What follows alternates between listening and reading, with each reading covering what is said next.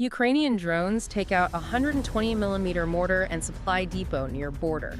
The date is January 17th, 2026, and the footage coming out of the border zone is, it's just absolutely incredible.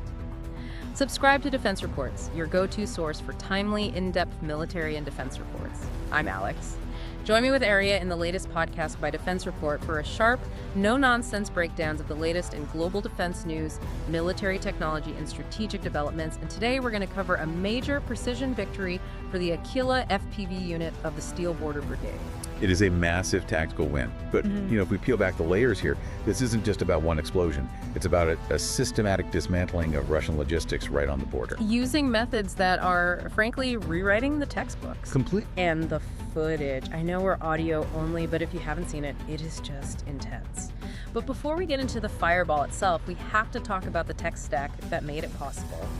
Because, looking at the research you brought in, the way Ukraine is fighting this war has evolved into something, well, it sounds less like traditional combat and more like sci-fi. It really has. We're going to look at some technology today that it sounds almost unbelievable. We're talking about mother drones. Okay.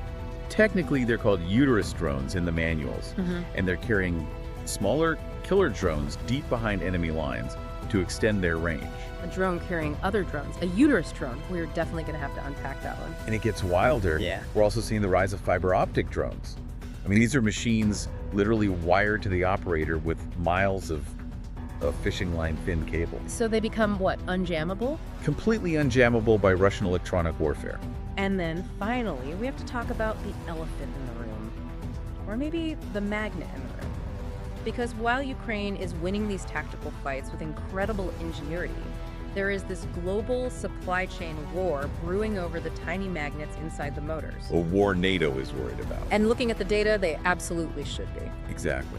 So we're going to move from this specific strike on the border to the revolution in drone tactics, and then finally to the global supply chain war that allows it all to happen. Okay, let's start with the strike itself. January 17th, 2026. Set the scene for us. What exactly went down in the Kursk region?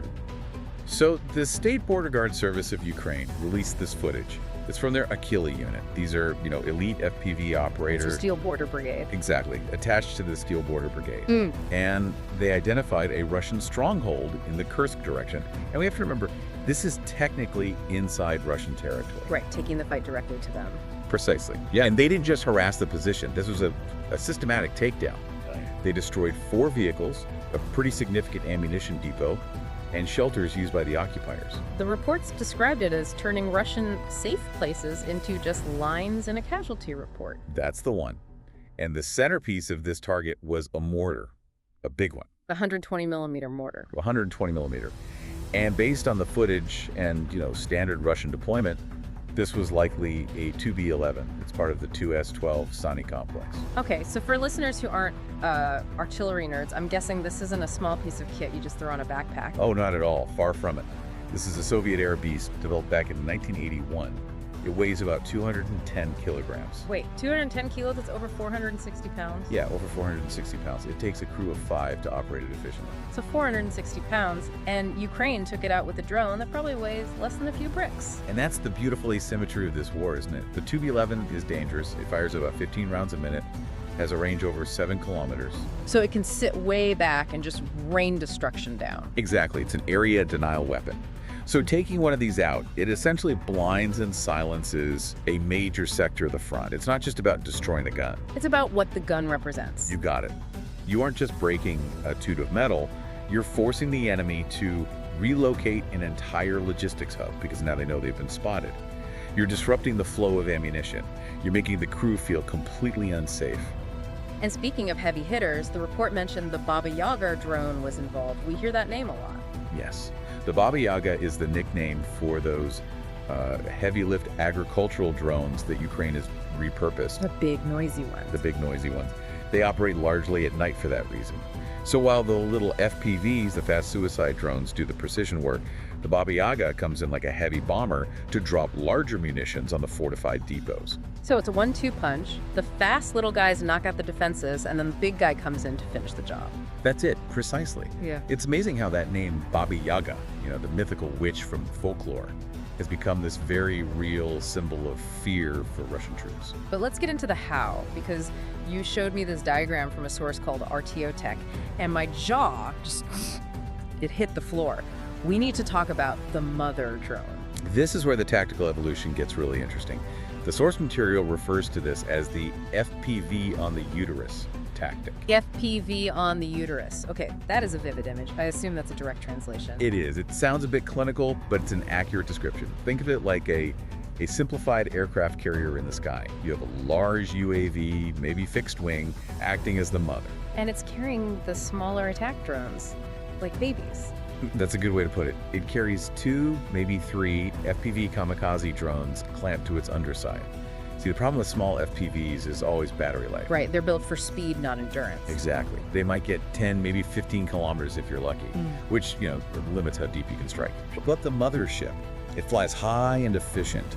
It carries the FPVs deep way past their normal battery range. It also acts as a signal repeater.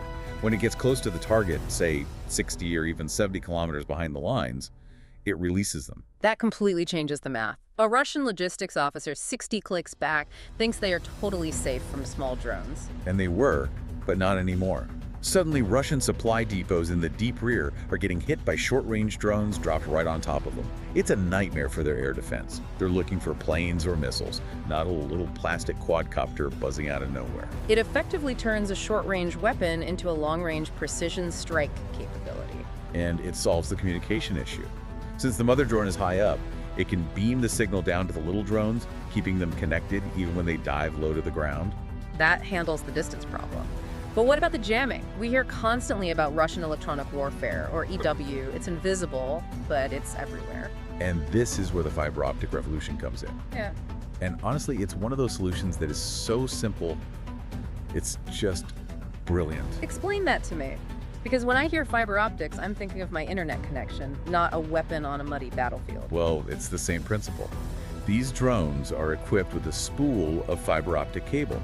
Sometimes it's 10 kilometers, sometimes up to 25 kilometers long. Wow. And as the drone flies, the wire just unspools behind it. It physically connects it to the operator's controller. So there's literally a wire trailing across the battlefield, like a kite string. Pretty much, yeah. And because the signal is traveling through light in a glass cable, it emits 0 radio waves. 0. 0. Russian EW systems can blast all the noise they want. They can flood the airways with static, but they can't jam a cable. They can't hack light inside a glass tube. That is incredible. So the pilot can just fly right through the so-called shield of electronic warfare. The result is a crystal clear video feed right up until impact. No static, no interference. Normally, when a drone gets jammed, the video just turns to snow and it falls out of the sky. With fiber optics, you have surgical precision, even in the most hostile electronic environment. It's like going back to landlines to avoid being hacked. It's so retrofuturistic. In a way, yeah. And while we're on these specialized variants, we have to mention the Dragon drone.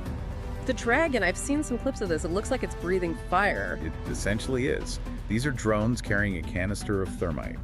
And when that's activated, it ignites at over 2,300 degrees Celsius. 2,300 degrees, that melts steel. It burns through everything. The drone flies over a tree line or a trench and just sprays this molten metal mixture down. Besides the obvious damage, what's the tactical goal there? The big one is stripping away cover.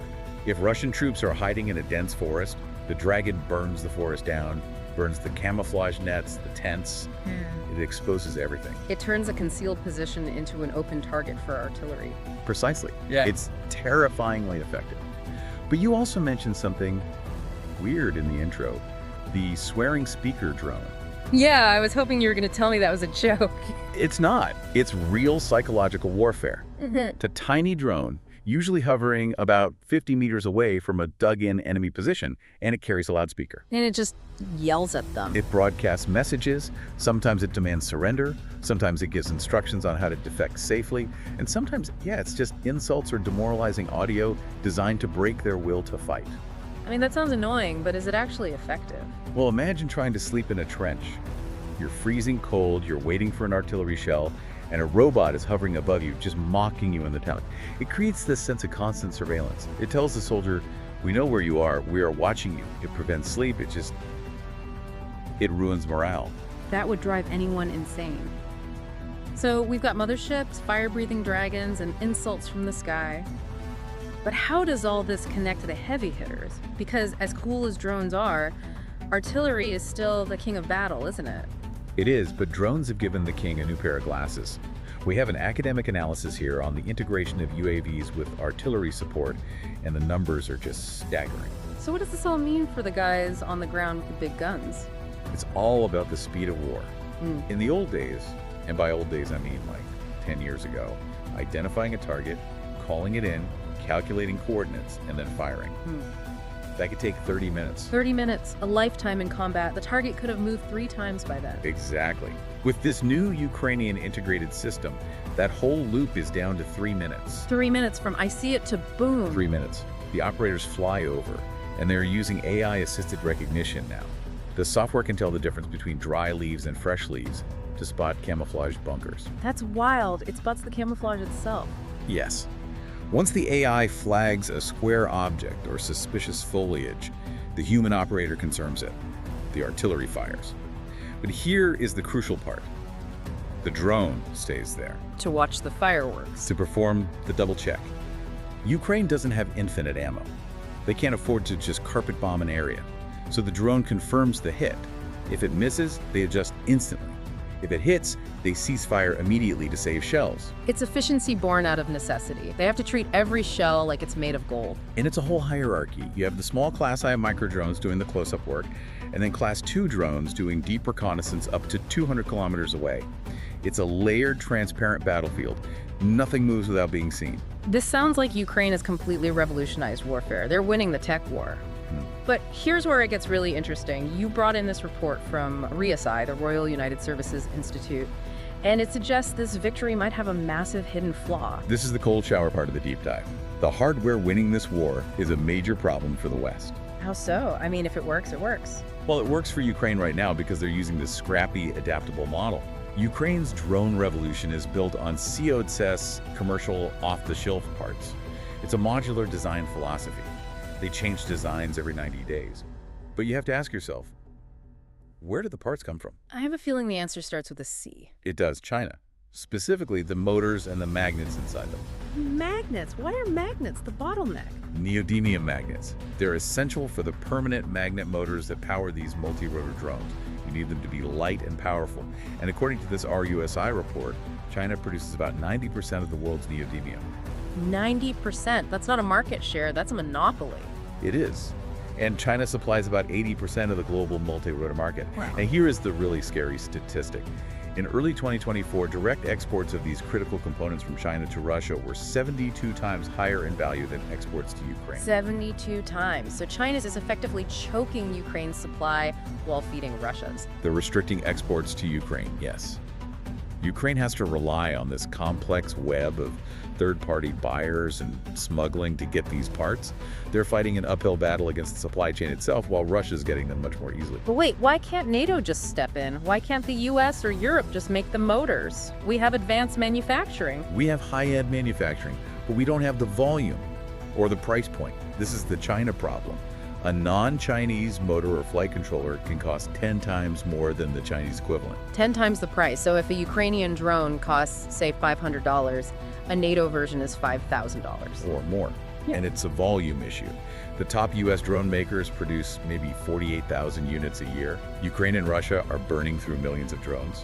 NATO's procurement system is rigid, it's slow, it's expensive. It simply cannot match the scrappy assembly model Ukraine is using because that model relies entirely on cheap Chinese parts. This is terrifying when you think about the bigger picture. I mean, if a conflict broke out in the Pacific, Exactly. If a major conflict erupts involving China, the supply of motors and magnets stops instantly for the West. We're watching Ukraine win battles with technology that is ultimately controlled by a strategic adversary of NATO. so Ukraine is outperforming NATO in drone warfare right now, but they're doing it by using the enemy's supply chain. That's the paradox. Ukraine is showing us the future of war, this transparent, high-speed, drone-saturated battlefield. They are proving that this is how wars are won now. But they're also inadvertently showing us that the West is not industrially ready to fight this kind of war without Chinese components. It really makes you think, We celebrate the Aquila unit taking out that mortar, and we share its heroic work. They're innovating under fire. But the magnets spinning in those drone motors, that is a geopolitical time bomb. It raises a very important question. Can you truly have a sovereign defense industry in the 21st century if you don't control the raw materials? That is the question of the decade. And it puts Ukraine's achievement in even starker relief. They are winning despite the deck being stacked so heavily against them economically. Absolutely. So to recap what we've seen today, a Russian mortar crew in Kursk thought they were safe behind their lines. They were neutralized by a sophisticated layered drone strategy that involves motherships carrying suicide drones, fiber optic cables defeating jamming, and AI-assisted artillery coordination. It's a level of integration that is years ahead of what most people even realize is happening. It is. But we have to leave the listener with this thought. We're seeing a transparent battlefield where movement is impossible to hide. But if the magnets and the motors powering this revolution are controlled by a strategic adversary of the West, is the drone revolution actually a trap for NATO's supply chains? Are we building our future security on a foundation that could be switched off by Beijing? That is something that should keep Pentagon planners and all of us thinking. You've been listening to Defense Report by Alex and Aria, where we analyze the latest in military strategy, global defense, and advanced weaponry. Subscribe to Defense Reports, your go-to source for timely, in-depth military and defense reports. We'll catch you next time.